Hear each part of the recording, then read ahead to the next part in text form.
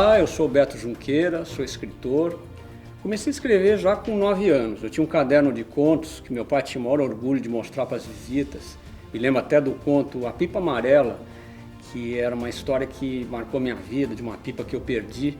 E fiquei mais triste ainda quando eu perdi esse caderno, que nunca mais foi encontrado e foi algo que eu senti muito. E a minha carreira de escritor seguiu. Eu sempre gostei de escrever e foi marcante a presença de um professor de português que eu tive na pré-adolescência, como vocês, e eu sempre tirava a nota 10 nas redações que nós tínhamos que ler à frente de todos. E nas redações eu sempre falava de uma menina que eu gostava, a Elô. Eu era apaixonado pela Elô, mas tinha a maior vergonha de dizer que gostava dela. E nas redações eu sempre colocava aquela morena de cabelos esvoaçantes que corria pelos corredores. Até que um dia eu tirei 0 na redação. E a classe toda protestou porque a redação estava bonita, mas pudera. A redação, o tema era a crise do petróleo. E eu falei da Elô de novo. Então, naturalmente, eu tirei esse 0, que ficou engasgado na minha garganta por muitos anos mesmo. Até que um dia eu comecei a escrever.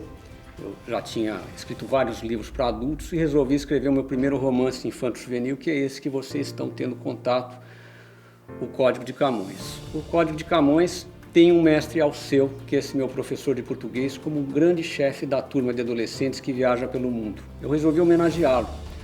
E depois de eu ter terminado a história, eu pensei, puxa vida, vou mostrar para o Alceu para ver se ele gosta dessa história.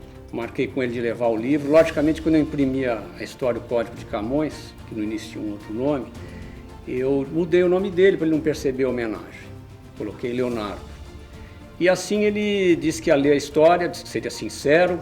2 semanas depois eu reencontrei, tinha contado aquela história do 0, né? E perguntei, e aí, mestre? Recuperei aquela minha nota 0. Ele veio ao meu encontro, nós nos abraçamos e começamos a chorar. Foi a maior nota 10 que eu tirei na minha vida. Eu fui diretor de um programa de televisão de grande audiência, era responsável pelas pesquisas, queria ter um quadro nesse programa chamado Livro Legal, que toda semana fazia resenha de um livro de literatura, um espaço nobre que eu conquistei isso para a nossa literatura.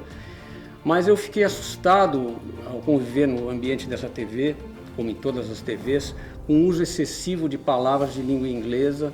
Nada contra o inglês, mas eu acho que era uma coisa muito invasiva, e o uso de abreviaturas também, e sentia, puxa, um dia eu vou matar com a língua portuguesa, porque já não se fala mais o português.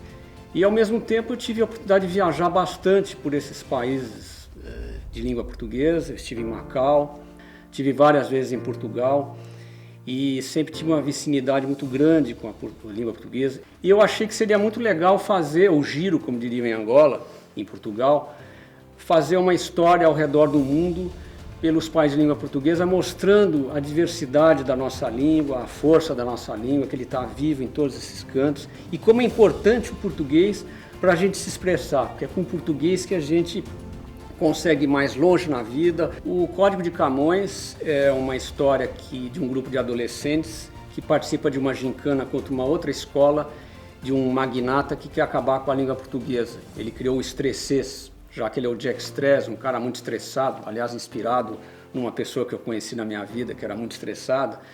E eles entram numa gincana, e quem conseguir dar a volta ao mundo se comunicando do jeito que pode, ou com Estressês ou com português, vai provar, seguindo essas pistas que o poeta Luís de Camões deixou ao redor do mundo, pelos países de língua portuguesa. Quem chegar primeiro em Fernando Noronha, que é onde começa essa história, e ganha a gincana e vai provar que a sua língua é mais eficaz para se comunicar nesses países. Então, o fio condutor todo dessa história é o Código de Camões, que é Os Lusíadas, que é um livro grande livro do poeta Luís de Camões, um dos clássicos da nossa literatura, que ele mostra pelos poemas viagens imaginadas, né? As pessoas se transportam ao ler esses versos como se eles tivessem efeitos especiais. E o que ele transmite é que toda a poesia, toda a língua portuguesa é um código.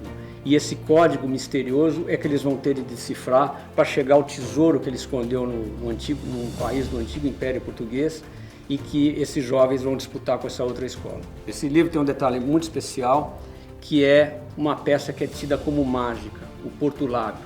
É uma peça que o Camões teria deixado e sumiu. e ele disse que poderia ajudar nessa aventura pelo mundo. E na história eu digo que o leitor, você que vai ler esse livro, você que está com o Porto Lápio, ele foi parar por algum acaso nas suas mãos, ou talvez não por acaso, e você vai entrar na história junto com essa turma de adolescentes e eles vão concorrer com essa escola do Jack Stress para viajar ao redor do mundo. E o Porto Lábio ele vai ajudar a desvendar muitas pistas, mas simbolicamente ele vai mostrar que, afinal, a grande magia da vida é você acreditar nos seus sonhos e correr atrás deles. A história começa com uma mensagem enigmática de uma professora de português no Timor-Leste, a professora Felícia, que também é uma homenagem a uma professora que eu tive na escola. E ela, diante das câmeras de televisão, ela faz um discurso, um depoimento sem pé nem cabeça. Mas vocês vão perceber ao longo da história que tem muito sentido o que ela falou viajando pelos países de língua portuguesa. A declaração dela, bombástica, está aqui no primeiro parágrafo do livro, do capítulo que se diz: a professora enlouqueceu? Ontem estava a matar bichar quando virei barata. Acordei cangada no meio de 2 gorilas. No dia do grande pé de vento, quero bazar, pois o tacudo está ao drabar. Ria com o barco encarnado que voa, mas é um banheiro que vai me salvar. Esse livro ele mostra a grande diversidade que é o mundo de língua portuguesa. Você vai estar em Moçambique com muçulmanos que falam português e vai ver que não pode cumprimentar nenhum muçulmano com a mão esquerda, que é a mão que ele se limpa das suas necessidades.